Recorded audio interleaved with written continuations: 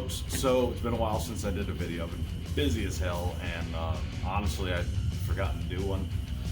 Been kind of swamped with some other stuff we got going on, but we've got a lot of cool things going on. We've got some stuff that left, we got some new stuff that came in, got progress on the existing projects, and a couple other things going on around here. So first off, got a good old Camaro back here.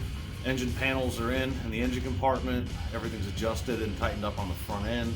Got all the wiring done, the light switches, the fans are wired up, brakes are bled, taillights, headlights, turn signals, fog lamps, all that stuff's buttoned up, and we'll go over that a little bit. We've also got the engine panels in here. Compton's custom paint fitted these and trimmed them to fit, and then we just went back and added this trim around the edge. It really tidies up the engine compartment. Looks pretty damn good.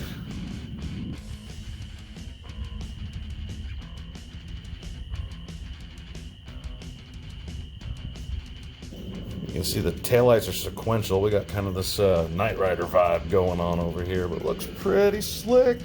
I like it. Busy past couple months. We had Bernie Fest.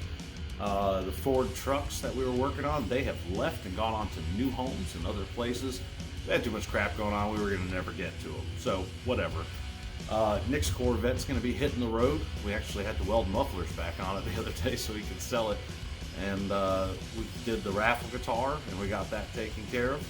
And we're also getting ready to pull the Roadster back in and get started on it, hopefully. Camaro's leaving in about 2 weeks.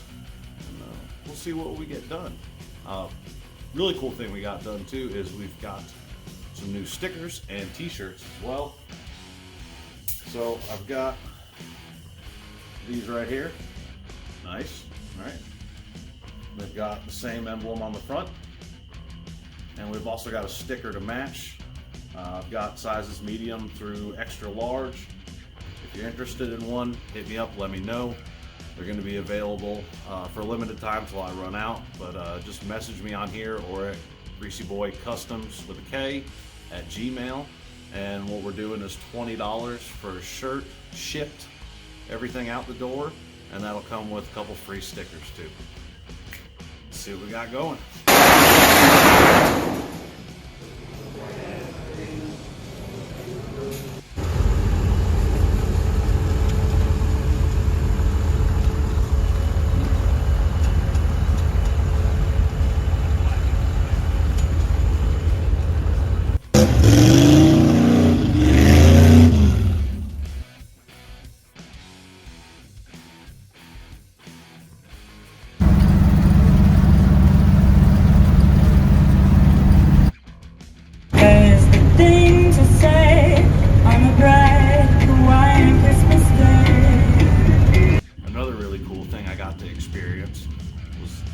Weeks ago up in Virginia at Kent's Custom Cycles, we got to go to a Gene Winfield metalworking class, and in doing that class he taught us some really cool tricks.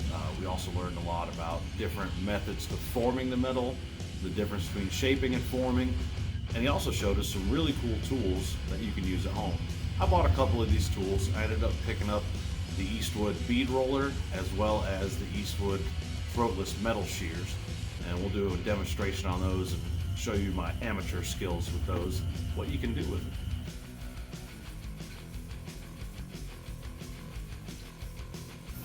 it.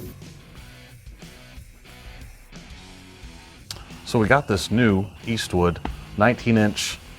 It's pretty deep, ain't it? Bead roller. Pretty nice little setup. We can go over a couple quick things and show you how to use it. At least to the best of my amateur abilities. This is a new tool for me, and I'm really excited to have it around here. Let's check it out. All right, so it's a pretty easy setup. You've got your different dies that you can select, and you just turn it here to tighten it down once you put your bevel in, and over on this side, you've got a hand crank to operate it.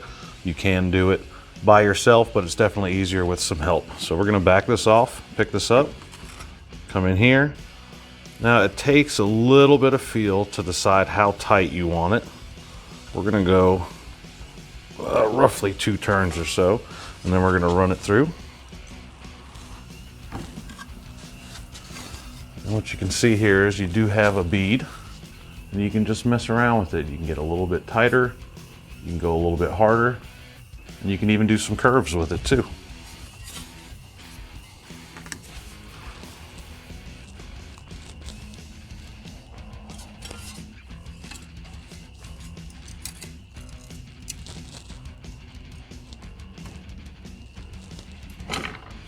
This is really useful if you're doing any kind of project, doing interior or trim, and just want to dress it up a little bit so it looks a little bit neater than just being flat. It also adds really great rigidity to the metal. It's really hard to bend it now, and this is only 20 gauge. It's pretty cool. Nice little setup.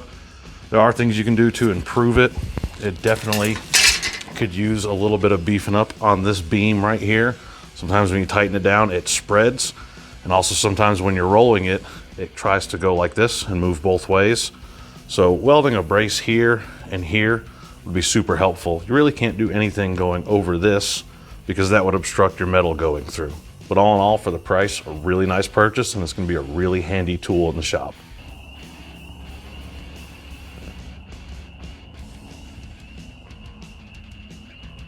Aluminum. And sheet metal like it's nothing.